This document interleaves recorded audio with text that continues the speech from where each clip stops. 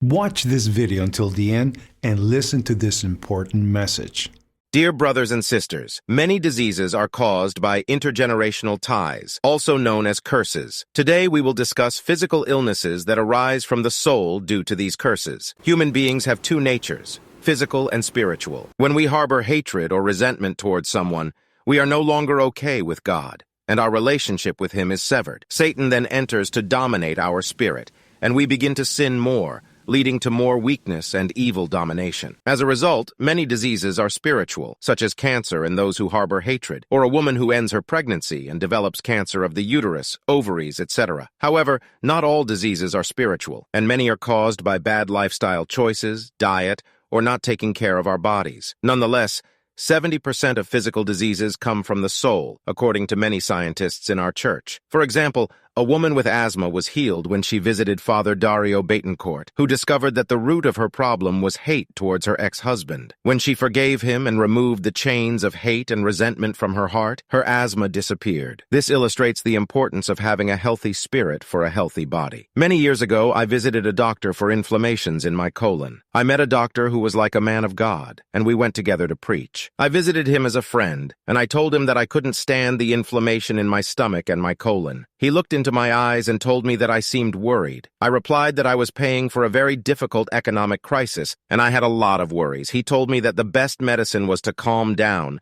give that stress over to the Lord, and trust in Him. I went to the Blessed Sacrament and gave everything to the Lord. The worries and economic crisis that I was experiencing at that time, I gave them to the Lord. After talking to Him, I did not have to take any pills. Inflammations and pains come and people take pills, but the disease won't go away. It turns out that many diseases come from the soul. That's why it's important to take care of our spiritual health. Every day in El Rosario, we are doing a very beautiful healing and liberation rosary. I have already received many powerful testimonies from people who write to me, giving me testimony of what God is doing through the intercession of the Blessed Virgin Mary. These days, we are doing intergenerational healing. The priest continues to affirm that we are intertwined beings. To be born, I needed two people, and to make those two people, it took four, and so on. Therefore, just as there is a genetic inheritance, there is also a spiritual inheritance. Blessings are inherited, and curses are also inherited up to the third and fourth. Sometimes those curses that we have on us are not our fault,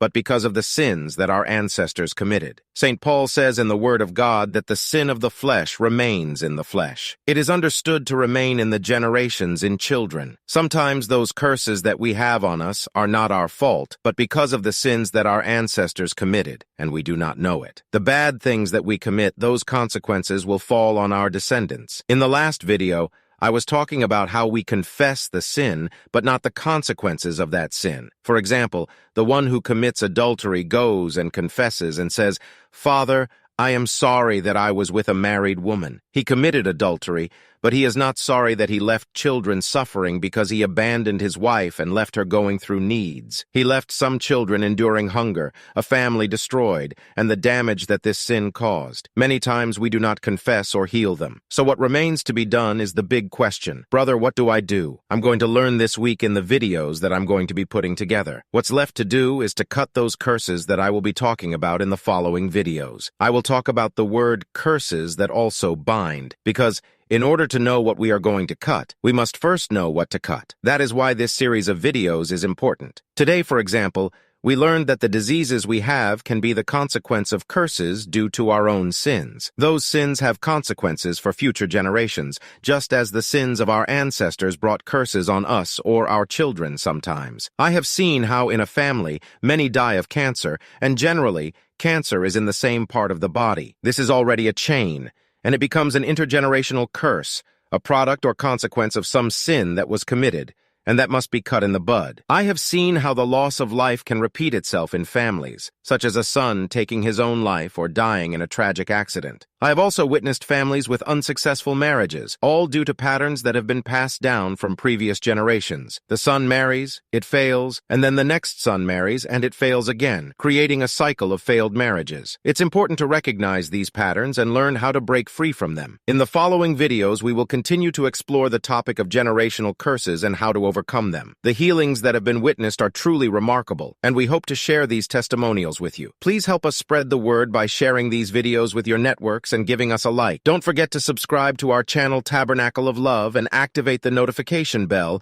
so you can be the first to see our new videos. Finally, I want to remind you that I am always praying for you, and I hope you will pray for me as well. May God and Blessed Mary bless you all. Remember to like this video, and give thanks.